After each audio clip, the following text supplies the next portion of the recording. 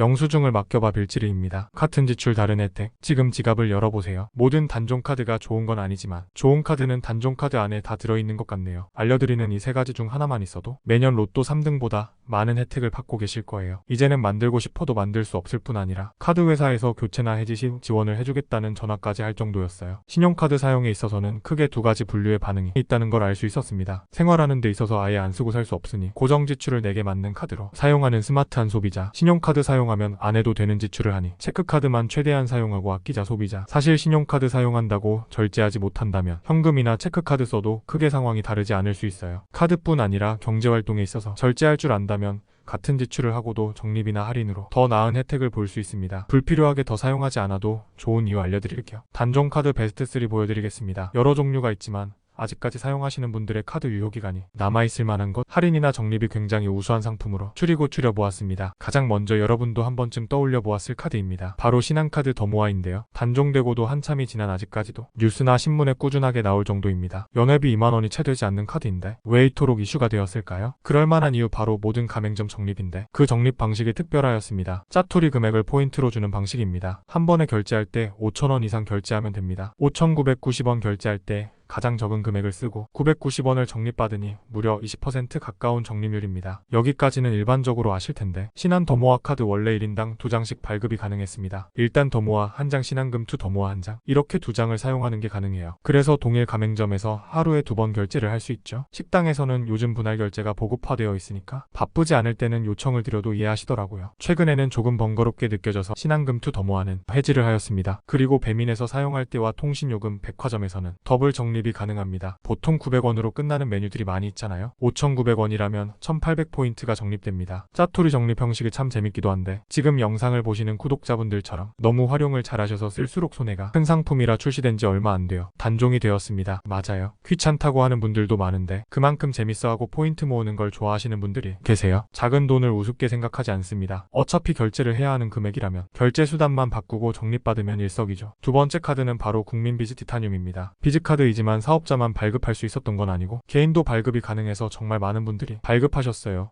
특히나 단종 발표가 급하게 난 상품 중 하나라서 마지막 막차 발급 대란까지 생겼었답니다. 더모아에 비해서 인지도는 조금 떨어지지만 알고 발급을 안 할 수 없는 카드인데요. 첫 번째로 소개해드리지는 않았지만 더모아보다 사용하는 게 더 편리합니다. 마트 주요 온라인몰 자동이체 렌탈까지 팔방미인형 카드입니다. 전월 실적 구간이 두 개로 나눠지는데 1구간과 2구간 중 저는 2구간에 맞춰서 보통 사용하고 있습니다. 주요에서는 리터당 120원 적립이 가능합니다. 월 최대 30만원이니까 두세 번 정도 카드 주유하시는 분들은 충분히 사용하실 수 있는 정도예요. 리터당 1,600원 기준으로 볼 때 80리터 넣으면 13만원 정도 주유를 할 수 있네요. 190리터 넣을 때 주유 금액이 30만원 넘어가는데 이때 22,800포인트로 적립이 가능합니다. 그리고 마트에서 사용해야 합니다. 무려 적립이 15%입니다. 이마트, 홈플, 롯데마트, 대형마트에서 한 달에 20만원 정도 사용하면 2만 포인트 적립. 지마켓에서도 같은 금액 사용하면 2만 포인트 적립. 렌탈에서도 10만원 이용을 하신다면 1만 포인트 적립. 통신요금도 10만원 이용하시면 1만 포인트 적립됩니다. 이렇게 사용한 금액 모두 전월 실적으로 인정됩니다. 팝10에서 90만원 사용하고